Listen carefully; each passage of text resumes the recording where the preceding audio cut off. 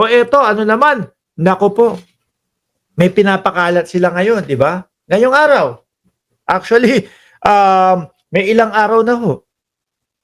Interim release. Lalaya na daw po si dating Pangulong Duterte.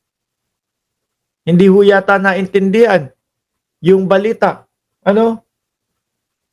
Hindi din yata naintindihan yung sinabi ni Attorney Claire. Tapos ang pakalat nila doon sa Facebook nila, nako, salamat po, God bless, lalaya na po si dating Pangulong Duterte. Diba? Ang dali hong mapapaniwala nitong mga ito. Kaya ho mga natatawag na utu-utu eh.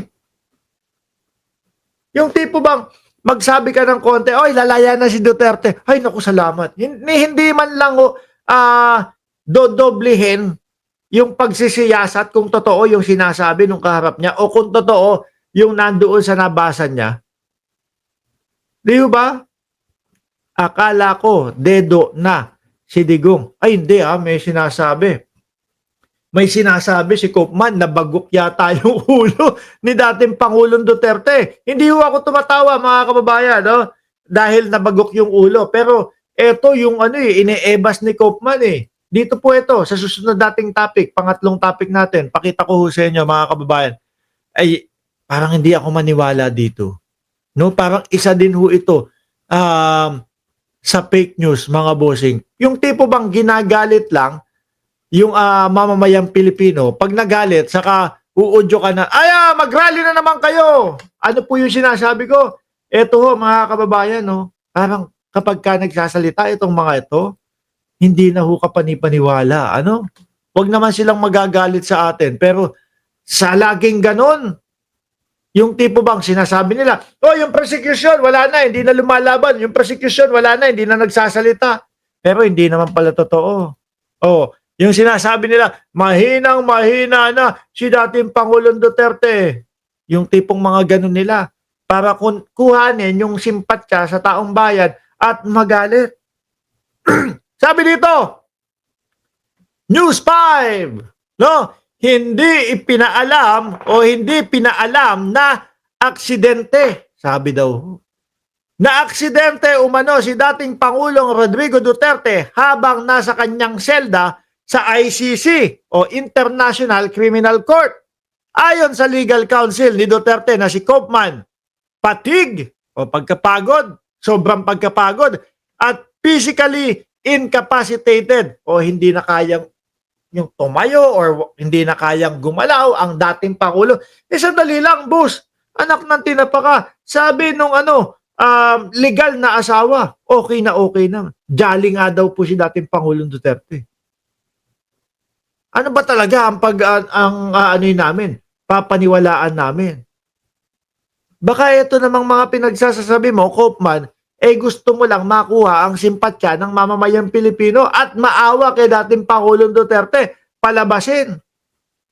Di ba? Sabi ni Aba, that's impossible na hindi nabigyan ng tamang medical attention sa loob ng ICC. Correct?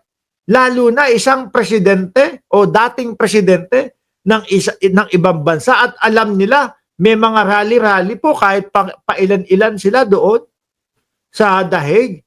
Pupukusan nila ho yan, mga kababayan. Diba? At hindi, ano akala nyo diyan sa ICC o sa Netherlands? Papatay-patay kapag ang pinag-uusapan kaligtasan ng tao. Maaari sa ibang mga ospital ng Pilipinas. Pero diyan pabilisan ho dyan. Tingnan mo nga, bago pa lang ho ipinasok ang dating Pangulong Duterte, mga kababayan, nung naipasok siya, ilang oras lang ang pagitan, nilabas siya, dinala sa ospital para ma-check, mga bossing, yung vital sign ng dating Pangulong Duterte, kung okay lang ba siya o hindi. Inaalam nila lahat yan. Di ba? Pero ito, yung mga ibinabalita ni Koopman, siguro kaya ayaw nilang nagbibigay ng napapakamot ako ng ulo. Actually, makati talaga ulo ko. Kaya ayaw nilang magbibigay ng update dito sa mga ito ay dahil kung ano-ano yung mga sinasabi ho.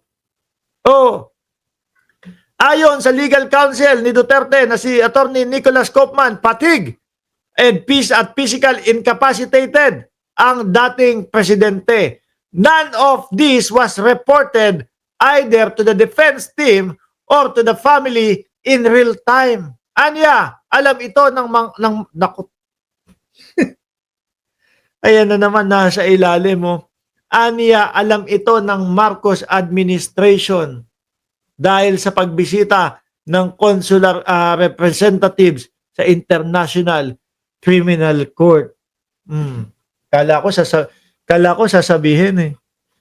Man, pinaalam kaya kay Pangulong Bongbong Marcos siya? Di ba? Mahina na ba sabi ni Atong Gang, mahina na ba? Kalokohan yan, bumulagta, baka tumalon. Di pa na, uy, grabe ka, wag naman ganyan kay dating Pangulong Duterte. Marami dito ang nagsasabi at ang gusto na humaba pa ang buhay ng dating Pangulo, kaya wag kang ganyan, Atong Gang. Bakit daw gusto nilang humaba ang buhay? Para mas mahaba daw na managot, sabi nung ibang mga Pilipino. ICC, please, kunin nyo na si Stone para mabawasan naman ang basura na senador na BOBO sa Pilipinas. Kasalanan na naman ni BBM. Lahat na lang mga kababayan, kasalanan ni Pangulong Bongbong Marcos. Pati yung pagbisita ng consular representatives padala daw ng gobyerno ng Pilipinas at padala daw ni Pangulong Bongbong Marcos. Por Diyos, por Santo, lahat na lang ibinibintang nila kay Pangulong Bongbong Marcos. Alam niyo po ba kung ano ang ginagawa ng Pangulong Bongbong Marcos? Ayan, puro trabaho. Ano? Alam niyo, yung sinasabi nila na, Bongbong, pauwi mo na si dating Pangulong Duterte. Ganyan, wag mo nang ipitin doon sa dahig. Kahit maglupasay ang dating Pangulong Duterte at si Pangulong Bongbong Marcos, hindi pa din papayagang lumabas yan. Kahit magwala si Pangulong Bongbong Marcos sa labas ng Hague, napakalabo pa din napayagan ang dating Pangulong Duterte. Yung interim release, sinasabi nila, may bansa na daw na third country natatanggap kay dating Pangulong Duterte. Meron na bang pinangalanan na bansa? Parang wala pa ako naririnig. At ako ay naniniwala, mga boss chief amo sir, na yun ang problema nila. Kaya hindi umuusad yung kanilang interim release. No? Walang bansa na gusto tumanggap sa dating Pangulo. Kapag tinanggap nila, ano mangyayari sa bayan nila? Naku po, ito, unti-unting sasakupin ng mga DDS, yung mga parke nila, papalitan ng pangalan, gagawing Duterte Park. Yung mga street nila, gagawing Duterte Street. Matayo lang doon sa isang street, mapasigaw lang ng Duterte Street na po yun. Sabi ni Virgie Badiola sa Mars siguro. Hindi. Alam nyo kung ano yung gustong bansang tumanggap, mga kababayan? Alam ko nabulong. Ang gustong tumanggap, mga boss chief amo sir, na bansa daw ay Netherlands. No? Netherlands daw po ang gustong tumanggap na bansa kay dating Pangulong Duterte. Sabi ko naman, kung gusto nila talaga doon na mapunta si dating Pangulong Duterte sa Netherlands, bakit hindi? Wala naman tayong magagawa. Hindi naman natin balsa yun. Diba? Sabi ni Bench, Boss Mark, out muna kami ng family. Church muna. Sige po. Humayo kayo at magpakarami, Sir Bench. Diba? Netherlands. Sabi doon sa comment section, anong Netherlands? Nandun nga sa Netherlands si dating Pangulo. Nandun ba nakakulong? Kay tanggap nga pala ang dating Pangulong Duterte doon, sa Netherlands. Sorry. Sorry naman. No? Kaya pala nandoon. Kala ko Netherlands. Biro lang yun. Nandoon na nga siya, sabi. Sabi ni John Capacete. Main agenda ng DDS, masira ang pamamalakad ni PBBM para pag pinalitan nila, mas magaling sila. Then, sila na ang mamamalakad dito sa Pilipinas. Kaso, hindi nila mapaniwala ang mamamayang Pilipino dyan Diba? Tomas Oculios, Boss Mark, nasa na yung Porsche Cup mo? Wala akong Porsche Cup. No? Si Lewis Hamilton, nandoon sa Ferrari, kaya Ferrari yung sombrero ko minsan. Minsan, Mercedes, ilang taon na nasa Mercedes si Lewis Hamilton. Kaya po ganun yung mga sombrero ko. Anyway, alisin na ho natin ito mga kababayan.